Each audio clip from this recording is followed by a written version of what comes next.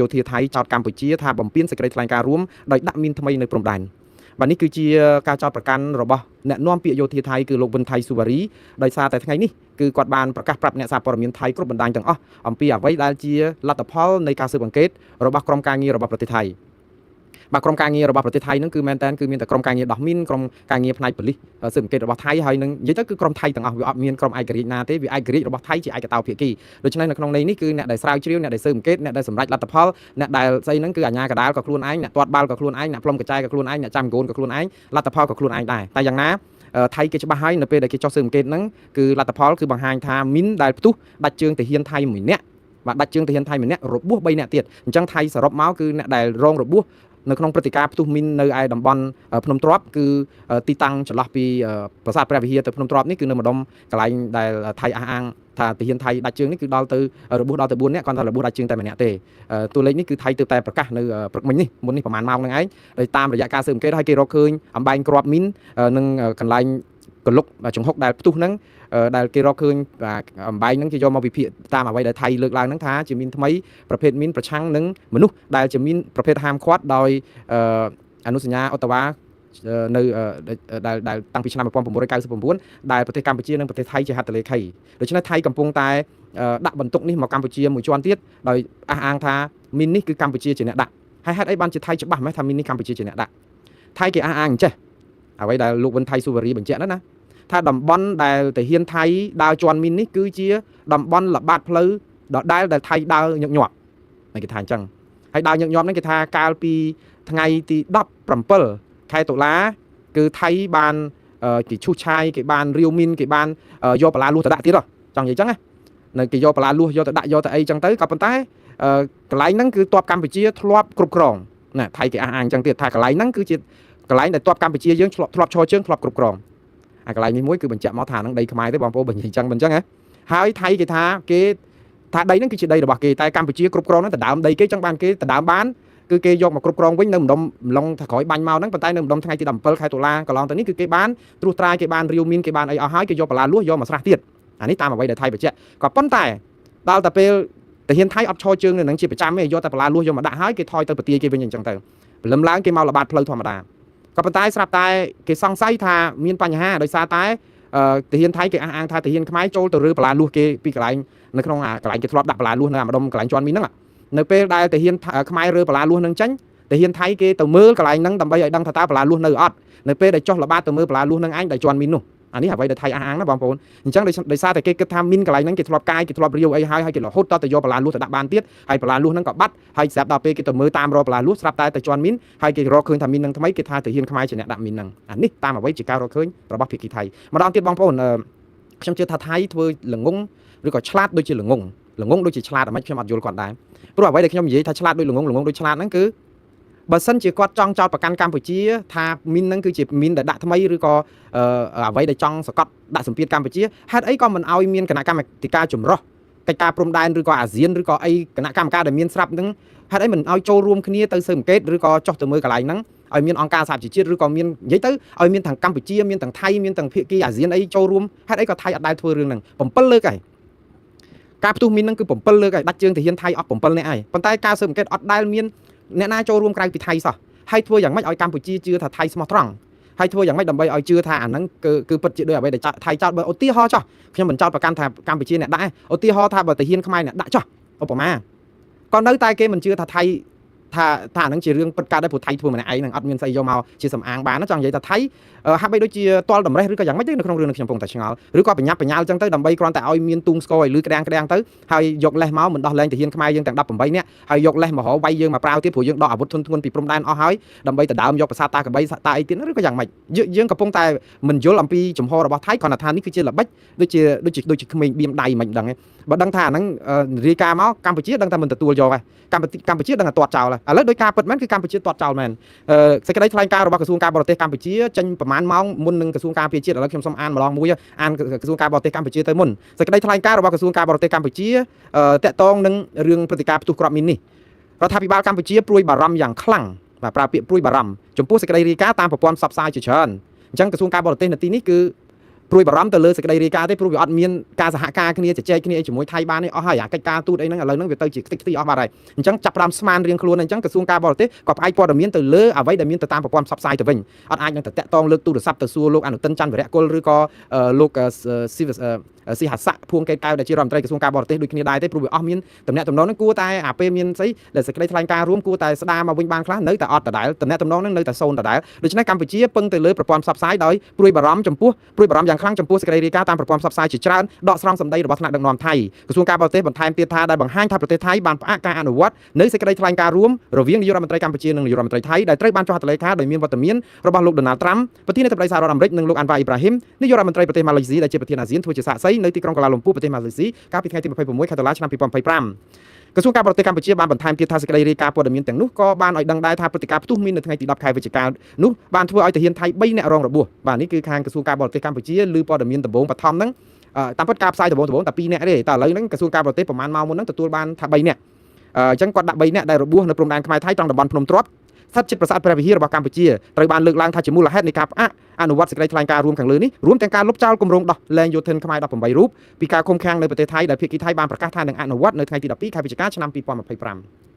នេះគឺជាលើកទី1ហើយដែលក្រសួងការបរទេសប្រាប់ថាថៃព្រមដោះលែងទាហានខ្មែរនៅថ្ងៃទី12ខែវិច្ឆិកាបើក៏មានព្រឹត្តិការណ៍ផ្ទុះមីននេះយើងអត់ដឹងមានសេចក្តីថ្លែងការណ៍ពីកម្ពុជាពីរឿងថាចរចាទៅចែកគ្នាសោះឬតែថៃគេថាម្ដងដោះម្ដងអត់ម្ដងដោះម្ដងអត់ឥឡូវនេះក្រសួងការបរទេសបញ្ជាក់ថាពិតជាបានជជែកជាមួយថៃហើយថៃព្រមដោះលែងនៅថ្ងៃទី12ខែវិច្ឆិកាមែនប៉ុន្តែឥឡូវគេឈប់ដោះបាត់ទៅហើយអញ្ចឹងបានរដ្ឋាភិបាលកម្ពុជាបដិសេធយ៉ាងដាច់អហង្ការចំពោះរាល់ការចោទប្រកាន់របស់ប្រទេសថៃថាកម្ពុជាដំបូងនឹងថៃចោទប្រកាន់ថាកម្ពុជាមុនការស្រាវជ្រាវអត់ទាន់មានលទ្ធផលនៃការស៊ើបអង្កេតទេឥឡូវអានេះគឺជាសេចក្តីថ្លែងការណ៍របស់ក្រសួងការបរទេសកម្ពុជាមុននឹងយោធាអ្នកនាំពាក្យយោធាថៃចេញលទ្ធផលនៃការស៊ើបអង្កេតពីរឿងមីនហ្នឹងឥឡូវកម្ពុជាតបមុនហ្នឹងគឺតបប្រកែកយ៉ាងដាច់អហង្ការរាល់ការចោទប្រកាន់របស់ប្រទេសថៃថាកម្ពុជាបានដាក់មីនថ្មីនៅតាមព្រំដែនជាមួយប្រទេសថៃវាជាការសំខាន់ដែលត្រូវកត់សម្គាល់អំពីការដឹងឮយ៉ាងសុសសាយនៅការពិតថាចំការមីនភាគច្រើនតាមបណ្ដោយព្រំដែនកម្ពុជាថៃដែលបន្សល់ទុកពីចំនួនសង្គ្រាមស៊ីវិលកម្ពុជារយៈពេលជិត30ឆ្នាំក្នុងទសវត្សរ៍ឆ្នាំ70ដល់ឆ្នាំ80មិនទាន់ត្រូវបានបោះសម្អាតនៅឡើយទេដោយសារតែភូមិសាស្ត្រលំបាកនិងស្ថានភាពមិនទាន់មានការកំណត់ខណ្ឌសីមាព្រំដែនក្រសួងការបរទេសកម្ពុជាបន្ថែមទៀតថារដ្ឋាភិបាលកម្ពុជាសូមបញ្ជាក់សារជាថ្មីថាកម្ពុជានៅតែបដិញ្ញាអនុវត្តសេចក្តីថ្លែងការណ៍រួមដែលត្រូវបានចុះហត្ថលេខាជាមួយនឹងការសាទរយ៉ាងខ្លាំងក្លាពីសហគមន៍អន្តរជាតិក្នុងនាមជាប្រទេសដែលបានគាំទ្រយ៉ាងមុតមាំនឹងរដ្ឋភាគីនៃអនុសញ្ញាហាមឃាត់មីនប្រឆាំងមនុស្សកម្ពុជាមិនដែលបានប្រើប្រាស់ហើយក៏នឹងមិនប្រើប្រាស់មីនថ្មីឡើយបាទនេះគឺជាការអះអាងរបស់កម្ពុជាចំណុចដែលគួរឲ្យកត់សម្គាល់គឺបារម្ភខ្លាំងចំពោះការលើកឡើងចោទប្រកាន់របស់ថៃហើយនឹងបដិសេធចំពោះការចោទថាកម្ពុជាដាក់មីនហើយនឹងបដិញ្ញាថាអនុវត្តសេចក្តីថ្លែងការណ៍រួមដែលបានចុះហត្ថលេខាបដិញ្ញាអនុវត្តយ៉ាងម៉េចបើថៃគេលុបចោលបាត់ទៅហើយហ្នឹងអញ្ចឹងកម្ពុជាយើងអាណិតគាត់ដែរដូចថាគេចាប់ផ្ដើមដូចអាពាហ៍ពិពាហ៍អញ្ចឹងណាបងប្អូនអាពាហ៍ពិពាហ៍យើងដូចថាគេលែងលះគេសុំបែកសុំអីយើងថាអត់ទេយើងនៅតែស្រឡាញ់បដូរផ្ដាច់រក្សាចំណងអាពាហ៍ពិពាហ៍ហ្នឹងឲ្យនៅរហូតតែខាងភាគីមួយខាងទៀតថាអត់មានទេលុបចោលតែតាស៊ីវិលអីហ្នឹងឈប់ហើយតែយើងប្រាប់ថាអត់ទេខ្ញុំនៅតែបដូរផ្ដាច់បន្តវាទៀតអីអញ្ចឹងខ្ញុំអាណិតកម្ពុជាខ្លោចចិត្តដែរព្រោះយើងធ្វើបានច្រើនមកហើយយើងអត់ធ្មត់មកច្រើនហើយយើងដកកំភ្លើងដកអីមកយើងសហការគ្នារៀវមីនស្រាប់តែមកចេញអញ្ចឹងវាអាចជាសារមួយចង់ប្រាប់ឲ្យស្មោះដែរថាអត់ទៅដាក់មីនអីទេព្រោះកំពុងតែចង់គោរពយ៉ាងបដូរផ្ដាច់ហើយវាអត់មានរឿងអីចង់បែកចង់អីទេមានតែដៃគូមកខាងទៀតទេដែលចិត្តសាវ៉ាចិត្តតែបង្កើតព្រឹត្តិការណ៍ឲ្យចង់បែកក៏តែមិនដឹងក្នុងនេះអញ្ចឹងឥឡូវខ្ញុំស្លេះសេចក្តីថ្លែងការណ៍របស់ក្រសួងការបរទេសកម្ពុជាខ្ញុំលើកអំពីសេចក្តីថ្លែងការណ៍របស់ក្រសួងការពារជាតិដែលចេញមុននេះ1ម៉ោងវិញតើក្រសួងការពារជាតិថ្លែងយ៉ាងដូចម្តេចទៅវិញក្រសួងការពារជាតិតាមរយៈអ្នកនាំពាក្យក្រសួងការពារជាតិអ្នកស្រីម៉ាលីសុជាតាបាននិយាយថាប្រទេសកម្ពុជាសូមសម្ដែងការសោកស្ដាយចំពោះអបតវហេតុនៃការផ្ទុះគ្រាប់មីនដែលបណ្ដាលឲ្យកងទ័ពថៃមួយចំនួនរងរបួសបាទកាលក្រសួងការពារជាតិការបរទេសដាក់ថា3នាក់ដល់ពេលក្រសួងការពារជាតិដល់ពេលថៃថា4នាក់ឥឡូវអត់ច្បាស់អញ្ចឹងដាក់ថាមួយចំនួនអញ្ចឹងម្ដងទៅកុំឲ្យវាពិបាកពេកព្រោះបើដាក់4ត្រូវនឹងតួលេខថៃទៀតអញ្ចឹងក្រសួងការពារជាតិដាក់ថាបណ្ដាលឲ្យកងទ័ពថៃមួយចំនួនរងរបួសនៅពេលដើរល្បាតចូលតំបន់ចំការមីនចាស់ដែលបន្សល់ទុកពីសង្គ្រាមស៊ីវិលរបស់កម្ពុជាកាលពីថ្ងៃទី10ខែវិច្ឆិកាឆ្នាំ2025នោះក្រសួងការពារជាតិបញ្ជាក់ទៀតថាជាមួយគ្នានេះក្រសួងការពារជាតិក៏សម្គាល់ឃើញថាចាប់តាំងពីថ្ងៃម្សិលមិញរហូតមកដល់ថ្ងៃនេះបណ្ដាសារព័ត៌មានរបស់ថៃមួយចំនួនបានចេញផ្សាយដោយដកស្រង់សម្ដីថ្នាក់ដឹកនាំប្រទេសថៃនិងមន្ត្រីនៃកងយោធាថៃដែលបានចោទប្រកាន់មកលើកម្ពុជាថាបានដាក់គ្រាប់មីនថ្មីនិងបណ្ដាលឲ្យយោធារបស់ខ្លួនជាន់ផ្ទុះនិងរបួសធ្ងន់នៅខេត្តព្រះវិហារនោះក្រសួងការពារជាតិសូមប្រកាសបដិសេធការចោទប្រកាន់នេះរបស់ភាគីថៃចុងក្រោយក្រសួងការពារជាតិបញ្ជាក់យ៉ាងមុតមាំថាចាប់តាំងពីខ្លាយជារដ្ឋភាគីនៃអនុសញ្ញាអូតាវ៉ាកម្ពុជាតែងតែប្រកាន់ខ្ជាប់នូវគោលការណ៍និងកាតព្វកិច្ចរបស់ខ្លួននៅក្រោមច្បាប់អន្តរជាតិដោយមិនដែលដាក់មីនថ្មីដែលគំរាមកំហែងដល់សន្តិសុខនិងសុវត្ថិភាពរបស់មនុស្សជាតិនោះឡើយបាទឥឡូវនេះក្រសួងការពារជាតិដូចនឹងក្រសួងការបរទេសដែរថាខណ្ឌចុងក្រោយថាបដិញ្ញាចិត្ត នៅក្នុងការធ្វើការឲ្យបានជិតស្និទ្ធជាមួយថៃក្នុងការលើកកម្ពស់សន្តិភាពស្ថិរភាពរវាងប្រទេសទាំងពីរជាពិសេសធានាសន្តិសុខនិងសុវត្ថិភាពរបស់ប្រជាពលរដ្ឋស៊ីវិលស្របតាមសេចក្តីថ្លែងការណ៍រួមស្តីពីសេចក្តីថ្លែងការណ៍រួមនៅឯទីក្រុងកូឡាលំពូររវាងកម្ពុជានិងថៃដែលចុះហត្ថលេខាថ្ងៃ26ខែតុលាដូចគ្នាក្រសួងការពារជាតិដោយក្រសួងការបរទេសដែរបើទោះជាថៃសុំលែងក៏នៅតែបដិញ្ញាថានឹងនៅរក្សាចំណងអាពាហ៍ពិពាហ៍នេះដដែលបាទតើយ៉ាងម៉េចទៅវិញឥឡូវយើងខ្ញុំស្លេះសេចក្តីថ្លែងការណ៍របស់ប្រទេសទាំងពីរសំទោសក្រសួងទាំងពីរគឺក្រសួងការបរទេសកម្ពុជានិងក្រសួងការពារជាតិកម្ពុជាឥឡូវយើងនិយាយពីភាគីថៃវិញថៃមកដល់ម៉ោងនេះគេបានដាក់ពាក្យប្តឹងឬក៏ទូពិតទៅខាងអ្នកសង្កេតការណ៍អាស៊ានទៅហើយប្តឹងខ្មែរពីរឿងប្រើមីនថ្មីហ្នឹងពួកអីគេធ្លាប់ប្តឹងយើងឡើងសោះហើយទៅអូតាវ៉ាទៅ UN ទៅអីហ្នឹងពីរឿងមីនផ្ទុះហ្នឹងហើយគេមានភស្តុតាងគេមានរូបគេមានស្អីអូយមកកណោក៏ដឹកហើយភស្តុតាងចាក់ស្ដែងគឺទាហានគេ7នាក់ហើយដែលផ្ទុះគ្រាប់មីនដោយការដើរល្បាតតាមពិតតែ6នាក់ទេដែលដាច់ជើងដែលដើរល្បាតនៅលបួសប្រហែលជាង10នាក់ហើយតែម្នាក់ទៀតដាច់ជើងហ្នឹងនៅឯប្រាសាទតាកបីក្នុងពេលប្រយុទ្ធប្រឆាំងបាញ់ដណ្ដើមយកប្រាសាទតាកបីមិនបានទេអញ្ចឹងក្រៅពីហ្នឹងគឺដាច់ជើងដោយសារការល្បាតនៅតាមផ្លូវតម្រៃផ្លូវដែលអាចចូលនៅក្នុងដែនអធិបតេយ្យរបស់កម្ពុជាហើយបើសិនជាដោយអ្វីដែលថៃលើកឡើងថៃយកបលាលួសមកដាក់ហើយកន្លែងហ្នឹងទាហានខ្មែរឈរជើងអញ្ចឹងបានន័យថាថៃហ្នឹងបំពេញចូលដែនអធិបតេយ្យកម្ពុជាដែលកម្ពុជាកំពុងឈរជើងមកដណ្ដើមយកឲ្យដាក់បលាលួសហើយដល់អញ្ចឹងទៅចាប់ដើមដើរមកលបមើលដូចត្រីក្នុងលងអញ្ចឹងមកលួចរបស់គេដល់ពេលមិនដឹងជាយ៉ាងម៉េចដែរផ្លាត់ជន់មីនតែម្ដងបាទឥឡូវនេះគឺខ្ញុំស្លេះរឿងនឹងត្រឹមប៉ុណ្ណឹងរឿងវានៅវែងឆ្ងាយទៀតបងប្អូននាយករដ្ឋមន្ត្រីថៃថ្ងៃនេះបានកោះប្រជុំក្រុមប្រឹក្សាសន្តិសុខជាតិរបស់ថៃហើយនឹងក្រុមគណៈរដ្ឋមន្ត្រីរបស់ថៃនឹងជជែកគ្នាពីរឿងសន្តិសុខនឹងផងពីរឿងបញ្ហាសេចក្តីថ្លែងការណ៍រួមពីរឿងមីនរឿងអីនឹងផងហើយនៅតែប្រកាន់ចំហដូចដដែលគឺអត់មានអាចនឹងឲ្យស្ថានភាពនឹងប្រសើរឡើងវិញបានទេគឺឈប់អនុវត្តកិច្ចព្រមព្រៀងឬក៏សេចក្តីថ្លែងការណ៍រួមអីនឹងទាំងអស់ចាប់ពីពេលនេះទៅដែលអត់មានការកំណត់រួមនឹងការបណ្ដោះលែងទាហានខ្មែរទាំង18នាក់នឹងផងហើយអត់មានការកំណត់ទេគឺព្យួរឬក៏បញ្ជារហូតទៀតហើយនេះគឺជាលេសដែរប៉ុន្តែនៅក្នុងពេលហ្នឹងនាយករដ្ឋមន្ត្រីថៃឈានមួយជំហានទៅទៀតដែលធ្វើឲ្យស្ថានភាពកាន់តែដាបលើសមុនទៀតមួយជំហានហ្នឹងគាត់ឈានយ៉ាងម៉េចបងប្អូនគឺលោកអនុទិនច័ន្ទវរៈគុលសម្រាប់លែងបន្តទិដ្ឋាការគឺវីសាសម្រាប់ការអនុញ្ញាតឲ្យបន្តធ្វើការងារឲ្យពលករខ្មែរនៅប្រទេសថៃតទៅទៀតហើយរឿងនេះគឺវាអាចប៉ះពាល់ដល់ពលករខ្មែរយើងនៅឯប្រទេសថៃណាព្រោះអីអញ្ចេះចាំទេកាលពីខែកុម្ភៈកន្លងទៅថ្ងៃ5កុម្ភៈអីអញ្ចឹងឯដើមឆ្នាំហ្នឹងណាគឺកាលពីនៅក្នុងរជ្ជកាលអ្នកស្រីបៃថងឋានគឺគាត់បានអនុញ្ញាតឲ្យពលករខ្មែរដែលផុតការកំណត់នៃទិដ្ឋាការឬក៏លិខិតអនុញ្ញាតឲ្យធ្វើការស្នាក់នៅស្រុកថៃហ្នឹងឲ្យនៅសិនចោះវាផុតក៏ផុតចោះឲ្យបាន6ខែអញ្ចឹងទៅដើម្បីបន្តធ្វើការនៅនឹងទៀតហើយរត់ការឯកសារអីបដាដូច្នេះពីខែកុម្ភៈមកដល់ឥឡូវវា8ខែ9ខែវាចូលផុតហើយនិយាយទៅវាផុតហើយដល់ពេលត្រូវធ្វើថ្មីគឺធ្វើថ្មីនេះគឺបានន័យថាត្រូវការឲ្យរដ្ឋាភិបាលជាពិសេសក្រសួងមហាផ្ទៃហ្នឹងរដ្ឋមន្ត្រីក្រសួងមហាផ្ទៃត្រូវបន្តឬក៏ត្រូវឈប់ឥឡូវលោកអនុទិនច័ន្ទវរៈគុលជានាយករដ្ឋមន្ត្រីមែនក៏ប៉ុន្តែគាត់ក៏ជារដ្ឋមន្ត្រីក្រសួងមហាផ្ទៃក៏គាត់បានអាកាត់ថាឈប់ផ្ដល់ទិដ្ឋាការបន្តចង់និយាយថាចំពោះអ្នកដែលផុតវីសាទេអ្នកដែលមានវីសានៅបន្តធ្វើការបានទៀតហើយអ្នកដែលផុតវីសាហ្នឹងគឺគេលែងបន្តដោយសារអីដោយសារតែលោកអនុទិនច័ន្ទវរៈគុលអះអាងថាទី1គឺដោះស្រាយបញ្ហាអន្តោប្រវេសន៍ខុសច្បាប់ដើម្បីទប់កុំឲ្យមានបញ្ហាសន្តិសុខប្រទេសថៃអាហ្នឹងការអះអាងរបស់គាត់ទី2គឺគាត់អះអាងថាលែងខ្វះកម្លាំងពលកម្មនៅស្រុកថៃដូចមុនទៀតហើយដោយសារតែគាត់បានបើកអនុញ្ញាតឲ្យជនភៀសខ្លួនជាភូមាហ្នឹងចេញក្រៅជំរំភៀសខ្លួនទៅធ្វើការនៅខាងក្រៅបានព្រោះអីច្បាប់ថៃពីមុននៅពេលដែលមានផ្ទុះសង្គ្រាមជាមួយកម្ពុជាផ្ទុះអាវុធជាមួយកម្ពុជាអត់ទាន់មានពលករខ្មែរចាក់ចោលពីថៃច្រើនពេកគឺអត់ខ្វល់រឿងភូមាហ្នឹងទេគឺអត់អនុញ្ញាតសិទ្ធឲ្យជនភៀសខ្លួនភូមាអាចចេញមកធ្វើការក្រៅបន្ទាយឬក៏ក្រៅជំរំបានទេឲ្យតែធ្វើការនៅក្នុងជំរំហ្នឹងគឺមិនឲ្យចេញហ្មងតែដោយសារតែដំបូងឡើយខ្វះពលករដោយសារពលករខ្មែរចាក់មកកម្ពុជាច្រើនជិត1លាននាក់ឯណោះក៏យកកម្លាំងជំនួយពលកម្មហ្នឹងមកដើម្បីទប់ប៉ុន្តែឥឡូវហ្នឹងលោកអនុទិនអះអាងថាគេបានកម្លាំងពលកម្មពីជនភៀសខ្លួនរបស់ភូមាគេមិនប្រាប់មកថាមានចំនួនប្រមាណដែលអាចជំនួសពលករខ្មែរដល់ទៅជិត1លាននាក់ហ្នឹងបានទេអាចជាសារនយោបាយដើម្បីដូចថាស្អំចិត្តប្រាប់ទៅប្រជាពលរដ្ឋថៃថាបិទព្រំដែន500ឆ្នាំទៀតទៅឬក៏ពលករខ្មែរចាក់ស្រុកពីថៃមកឲ្យអស់ទៀតក៏ថៃអត់ខ្វះកម្លាំងពលកម្មហ្នឹងក៏អាចក្នុងន័យឌឺអញ្ចឹងក៏ថាបានឬក៏ខែងរ៉ៃអញ្ចឹងក៏ថាបានប៉ុន្តែខ្ញុំជឿថាទោះជាប្រឹងទៅយកកម្មករជនភៀសខ្លួននៅភូមានឹងប្រមាណក៏មិនគ្រប់ដែរព្រោះកម្លាំងពលកម្មពលករខ្មែរនេះច្រើនណាស់2លាននាក់ហើយមកអស់1លានជិត1លានបែបនេះគឺជាការខ្វះខាតខ្លាំងមែនតើពលករខ្មែររត់ទៅលួចទៅចូលដែនថៃទៅធ្វើការហ្នឹងម្ដងចាប់បាន20 30នាក់ហ្នឹងបើយើងឲ្យទៅជំនួសអ្នកដែល9សែនអ្នកដែលមកពីស្រុកថៃហ្នឹងគឺគ្មានអ្នកណាជំនួសបានទេតែថៃគេចង់ឈ្នះចិត្តប្រជាពលរដ្ឋគេទេអញ្ចឹងនេះជានយោបាយរបស់លោកអនុទិនដែរប៉ុន្តែនយោបាយនេះគឺច្បាស់ណាស់វាប៉ះពាល់ដល់ការធ្វើបំពេញការងាររបស់ពលករខ្មែរដែលអាចពិបាកអញ្ចឹងបើសិនជាហ៊ាននៅហួសអាវីសាហ្នឹងគឺគេនឹងចាប់ដាក់គុកដាក់ច្បាប់អីទៀតហើយអញ្ចឹងបងប្អូននឹងជួបការលំបាកខ្លាំងហើយក្នុងរឿងនេះណាមិនដឹងធ្វើយ៉ាងម៉េចទេអានេះចោះទឹកកពើឡើងលើខ្លាហើយមកកម្ពុជាអត់ការងារធ្វើឬក៏ពិបាកអញ្ចឹងព្រោះឥឡូវគេមកអស់ហើយគេមិនទាន់រកការងារបានធ្វើអញ្ចឹងអ្នកនៅក្រោយនឹងមកនឹងយ៉ាងម៉េចប៉ុន្តែវាអត់មានជំរឿទេបងប្អូនឥឡូវកំពុងមានអារិភាពនឹងគ្នាទៀតមិនដឹងថាគេធ្វើទុកបុកម្នេញយ៉ាងម៉េចទៅអានឹងរឿងពិបាកហើយសម្រាប់បងប្អូនកម្មករសង្ឃឹមថាអង្គការសង្គមស៊ីវិលឬក៏ក្រសួងការងារកម្ពុជានឹងជួយដោះស្រាយបញ្ហានឹងជូនពួកគាត់ឲ្យដូចរឿងមុនដែរឥឡូវនេះចូលដល់អស់ពីរឿងរដ្ឋាភិបាលក្នុងប្រទេស ឥឡូវនិយាយពីរដ្ឋាភិបាលក្រៅប្រទេសម្ដងថ្ងៃនេះគឺរដ្ឋាភិបាលក្រៅប្រទេសដែលទើបបង្កើតថ្មីនៅថ្ងៃ23ខែតុលានោះគាត់ចេញសេចក្តីថ្លែងការណ៍បារម្ភរឿងមានរឿងផ្ទុះមាននេះពួកគាត់និយាយឲ្យអស់រឿងអស់ហ្នឹងគាត់បារម្ភពីរឿងមានមាស44តោនឯណានោះដែលសេចក្តីថ្លែងការណ៍របស់រដ្ឋាភិបាលកម្ពុជាក្រៅប្រទេសនេះគឺគាត់បារម្ភត្រង់ថាការដែលផ្ទេរមាសចេញពីធនាគារឬក៏យកទៅដាក់មួយចិនហ្នឹងគឺអត់ទុកចិត្តគាត់និយាយចង់និយាយចឹងអញ្ចឹងសេចក្តីថ្លែងការណ៍គាត់ចេញថ្ងៃទី10ខែវិច្ឆិកាគឺលើកឡើងថារដ្ឋាភិបាលកម្ពុជា$23ប្រកាសប្រឆាំងដាច់អហង្ការចំពោះរដ្ឋបាលក្រុងភ្នំពេញនៃគ្រួសារត្រកូលហ៊ុនដែលបង្ហាញចេតនាផ្ទេរមាសរបស់ប្រទេសកម្ពុជាប្រមាណ44តោនដែលមានតម្លៃ$26,000 លានហើយនឹងមាសដែលតម្កល់នៅធនាគារនៃប្រទេសស្វីសសហរដ្ឋអាមេរិកនៃចក្រភពអង់គ្លេសទៅដាក់នៅធនាគារនៃប្រទេសចិនទង្វើរបស់របបក្រុងភ្នំពេញនៃគ្រួសារត្រកូលហ៊ុនគឺជាការរឹបអូសយកទ្រព្យសម្បត្តិរបស់ជាតិកម្ពុជាទៅលួងចិត្តពួកម៉ាហ្វយ៉ាជនជាតិចិនជាចៅអន្តរជាតិដែលសហរដ្ឋអាមេរិកនិងអង់គ្លេសនិងសម្ព័ន្ធមិត្តកំពុងតែតាមចាប់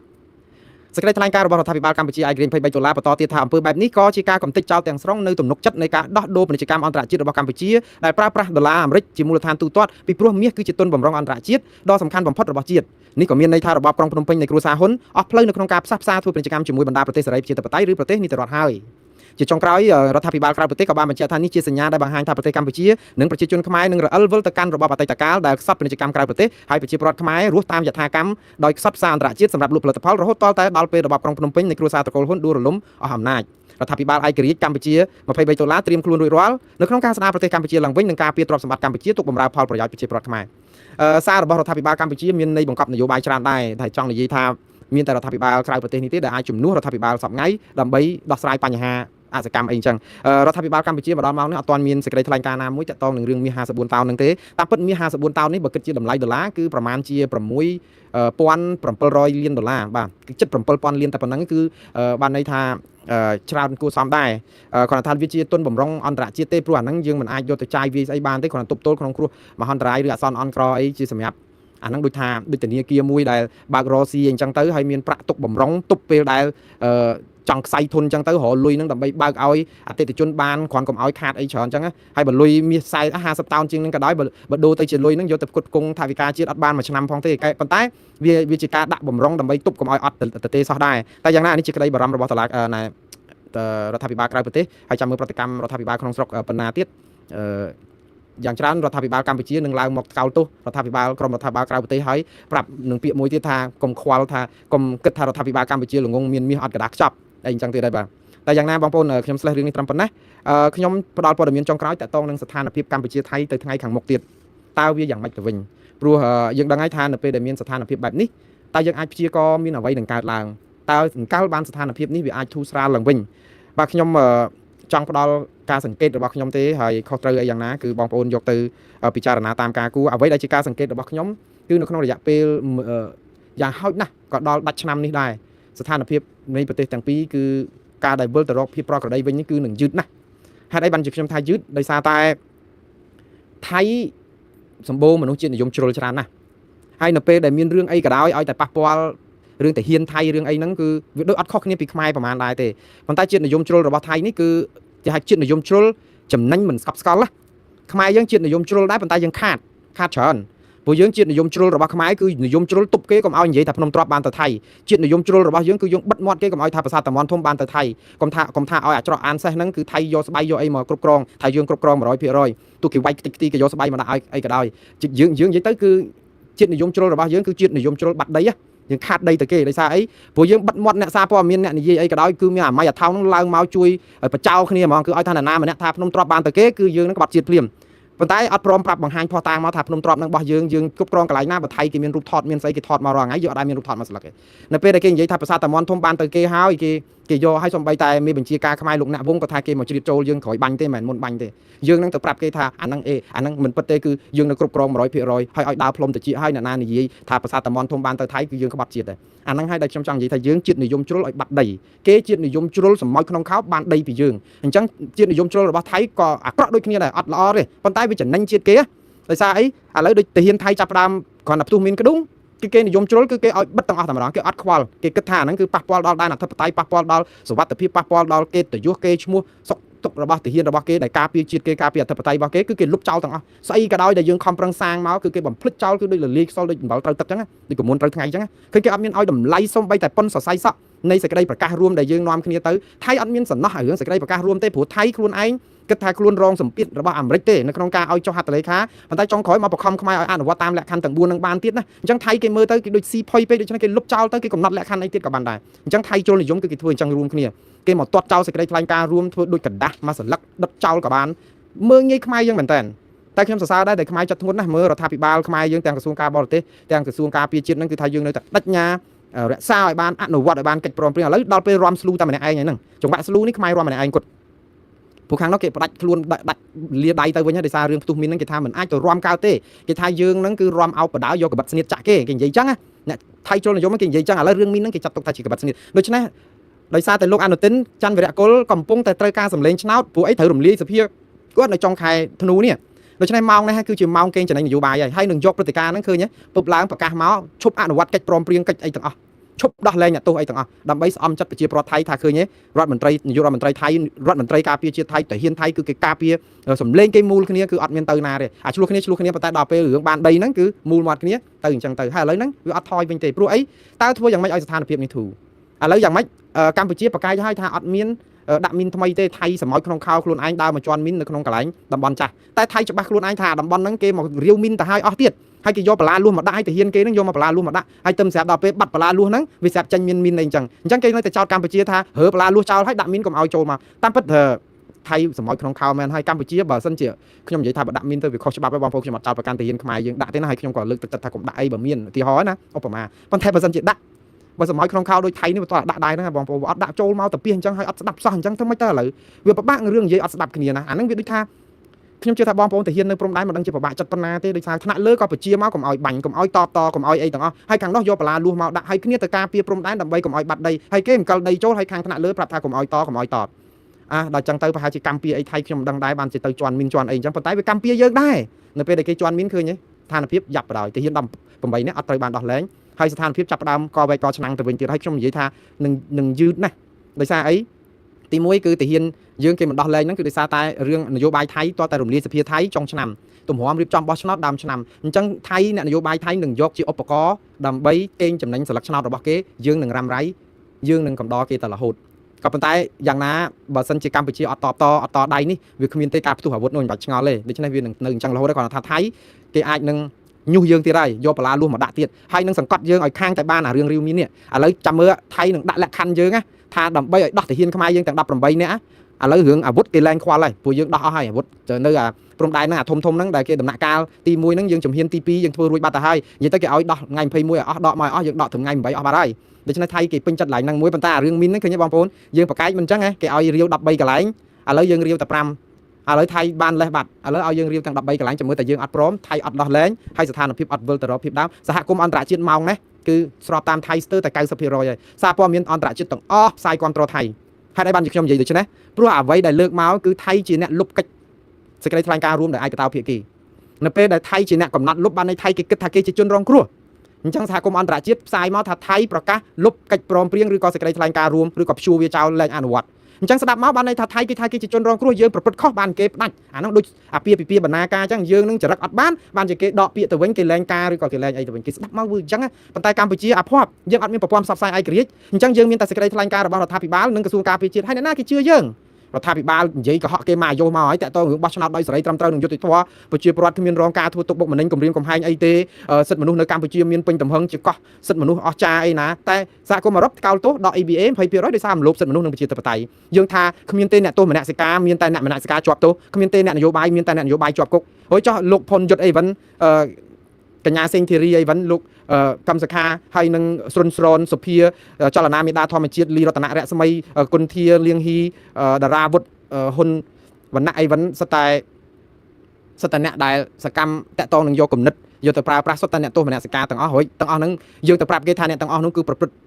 បដិវត្តពណ៌អីទៅប្រាប់គេថាត្រូវតែចាប់គាត់ដាក់គុកដើម្បីសន្តិភាពដើម្បីអី ហើយសហគមន៍អន្តរជាតិគេមិនដែលជឿយើងណាហើយដល់ពេលយើងអញ្ចឹងតែរហូតដល់ពេលថ្លែងសារមកគេថាយើងកុហកគេទៀតហើយនេះដើម្បីការពារយើងមិនមែននិយាយការពិតអីអញ្ចឹងខ្ញុំជឿថាខ្លឹមសារនេះគឺជាការទូតគឺវាមានទម្ងន់ធ្ងន់ដែរព្រោះជាកម្រិតក្រសួងការបរទេសកម្ពុជាក្រសួងការពារជាតិយើងហើយគួរតែគេស្ដាប់យើងមិនទេប៉ុន្តែគេដែលស្ដាប់យើងណាបើយើងកុហកគេមកយកទៅអង្គការសហជីវជាតិក៏អញ្ចឹងដែរទៅថ្លែងការពេលដែលសិទ្ធិមនុស្សគេមកធ្វើថ្លែងការណ៍អ្នករាយការណ៍ពិសេសអង្គការសហជីវជាតិទទួលបន្ទុកសិទ្ធិមនុស្សនៅអង្គការសហជីវជាតិក្រុមប្រឹក្សាសិទ្ធិមនុស្សគេរាយការណ៍ពីការរំលោភសិទ្ធិមនុស្សនៅកម្ពុជាឲ្យឡើងរៀលដាលយើងទៅថ្លែងការណ៍ដោះសារថាអ្នកដែលរាយការណ៍ពិសេសហ្នឹងគឺជាអ្នកនយោបាយគឺលំអៀងទៅខាងគណៈបកប្រឆាំងលក្ខនឹងអីចឹងទៅយើងទៅដោះសារអញ្ចឹងដល់អញ្ចឹងទៅគេគិតថាអត់បានដោះស្រាយផងដោះសារអញ្ចឹងអត់មានទម្ងន់ណាខ្ញុំអាណិតគណៈនិយាយទៅអាណិតកម្ពុជាត្រង់កន្លែងហ្នឹងត្រង់ថាដល់ពេលភូតច្រើនទៅវាចាញ់អាត្មាសូម្បីតែសេចក្តីថ្លែងការណ៍ហ្នឹងខ្ញុំជឿថាគាត់ធ្វើពិតអស់ពីចិត្តរបស់គាត់ហ្នឹងអាយើងនិយាយថាអត់មានដាក់គ្រាប់មីនទេព្រោះមីនហ្នឹងមានយូរហើយតាំងពីជំនាន់សង្គ្រាមមកហើយមានសង្គ្រាមមានអីកន្លែងហ្នឹងពិបាកចូលទៅដល់ហើយណាមួយមានតំបន់អតិភិបដែលត្រូវរំដោះដីស្រែឲ្យប្រជាពលរដ្ឋអាស្រ័យផលហើយតំបន់ព្រំដែនហ្នឹងមិនសូវមានអ្នកណាធ្វើដំណើរឆ្លងកាត់ក្រៅតែពីទុកចោលដើម្បីការពារព្រំដែនអីឡាក់នឹងឡាក់អាហ្នឹងវាសមហេតុសមផលអាហ្នឹងយើងនិយាយចឹងដល់តែពេលនិយាយការពារចឹងទៅស្រាប់តែឃើញមានតាំងចកោមនៅឯប្រាសាទតាកបីអញ្ចឹងទៅពេលក្រុមអ្នកកសែត MMO ថតបានអញ្ចឹងថៃគេយកទៅផ្សាយហើយមានតែជីកមកហ្នឹងគឺសុទ្ធតែមានថ្មីយើងថាថៃគេយកមកដាក់យកអីក៏ថាបានប៉ុន្តែឥឡូវធ្វើមិនបើថៃគេមានឥទ្ធិពលនៅក្នុងការផ្សព្វផ្សាយព័ត៌មានលឿនជាងយើងវាអាភ័ព្វអញ្ចឹងណា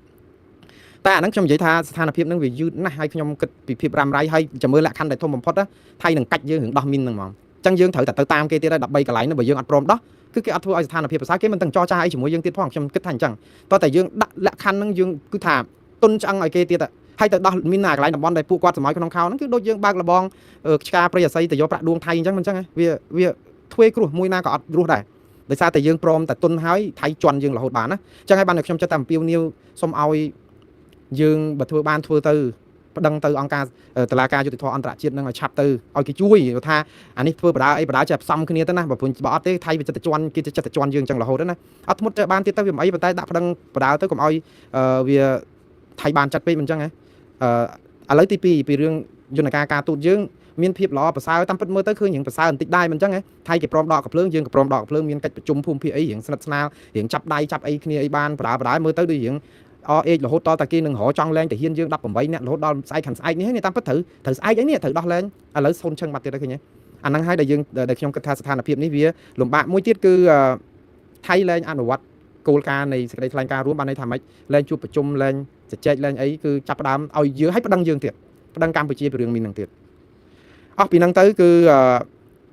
ហានិភ័យគឺតកតងនឹងរឿងមីនហ្នឹងថៃនឹងយកជាលេសព្រោះថៃបាននិយាយឲ្យថាបើសវត្ថិភាពព្រំដែនហ្នឹងគឺប៉ះពាល់ដល់ជនស៊ីវិលនិងយោធាគឺបានន័យថាអត់មានភាពល្អប្រសើរគេមិនអាចបើកព្រំដែនគេមិនអាចដោះលែងទាហានហ្នឹងទេហ្នឹងគេយកលេសហ្នឹងបានគ្រប់សពអញ្ចឹងចាំមើលបងប្អូនចាំមើលដូចខ្ញុំនិយាយអញ្ចឹងលក្ខខណ្ឌក្រោយនេះគឺតតែកម្ពុជាព្រមដោះមីននៅតំបន់ហ្នឹងទាំងអស់ទាំង13កន្លែងហ្នឹងមិនមែនតែ5ទៀតទេអញ្ចឹងច្បាស់ជាទៅផ្លូវហ្នឹងហើយបើមិនទៅផ្លូវហ្នឹងថៃច្បាស់ជាមិនព្រមទេព្រោះអីថៃកិច្ចកុកហ្នឹងឥឡូវបានមានផ្ទុះក្របនឹងក្ដួងមកបានដូចប្រាថ្នាបដ ாய் វាដំបូងដែលមិនដឹងថាអាចទៅប្រាប់អាមេរិកមិនបើគេឲ្យដោះលែងដោះអីដែរអញ្ចឹងទៅរួចទៅវាអាចសម្ពាធអាចអីរឿងពុនរឿងអីទៅ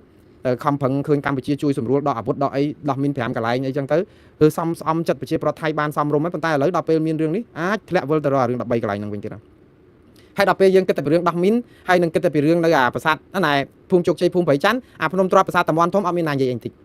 ថៃយកដាច់តែម្ដងហ្នឹងចឹងណាវាថៃខូចយូរទៅប្រឡប់មកដោះស្រាយតែរឿងកប៉ិចកប៉ុករឿងកកំប៉ុងជាមួយរឿងជន់មីនទៅរយធ្វើរឿងធំអាខ្លួនឯងសម័យក្នុងខោហ្នឹងវិញខូចមែនតើបញ្ហាមួយទៀតគឺរឿងតំណែងតំណងការទូតតំណែងតំណងបញ្ហានយោបាយហ្នឹងក៏មានភាពល្អកកដែរមិនអាចទៅមុខរួចទេហើយយើងដឹងហើយលោកច័ន្ទវរៈគុលបានប្រាប់ឲ្យថាតំណែងតំណងរវាងប្រទេសទាំងពីរនេះគឺចូលដល់កម្រិតធ្ងន់ធ្ងររហូតដល់ឈប់ជជែកគ្នាឈប់អីមួយរយៈហ្នឹងសិនទៀតហើយមិនដឹងដល់ពេលណាទៀតហើយអនាគតគឺយើងអត់ច្បាស់លាស់ត្រង់ថាថៃគេចង់បានការបញ្ជាក់ពីកម្ពុជាគេឥឡូវគេថាកម្ពុជាចាប់ដៃជន់ជើងអារឿងមីនហ្នឹងគេជាយើងចាប់ដៃជន់ជើងគេថាយើងអត់មានភាពស្មោះត្រង់កម្ពុជាបង្ហាញភាពស្មោះត្រង់អស់ហើយថាបដិសេធដាច់អហង្ការសោកស្ដាយដែលមានព្រឹត្តិការណ៍កើតឡើងតែបដិសេធដាច់អហង្ការគឺមិនបានដាក់មីនថ្មីនឹងទេនេះគឺជាការចោទប្រកាន់ប៉ុន្តែថៃគេនៅតែឲ្យយើងបញ្ជាក់ហើយបញ្ជាក់មិនកំពុងតែឆ្ងល់បើអត់មានគណៈកម្មការឯករាជ្យចម្រុះឬក៏ចូលរួមពីគ្រប់ភាគីទេអត់មានថ្ងៃត្រូវគ្នាទេហើយថៃនឹងយកអាកិច្ចកុកហ្នឹងដើម្បីដាក់សម្ពាធទៅលើរាវមីន13កន្លែងហ្នឹងឯង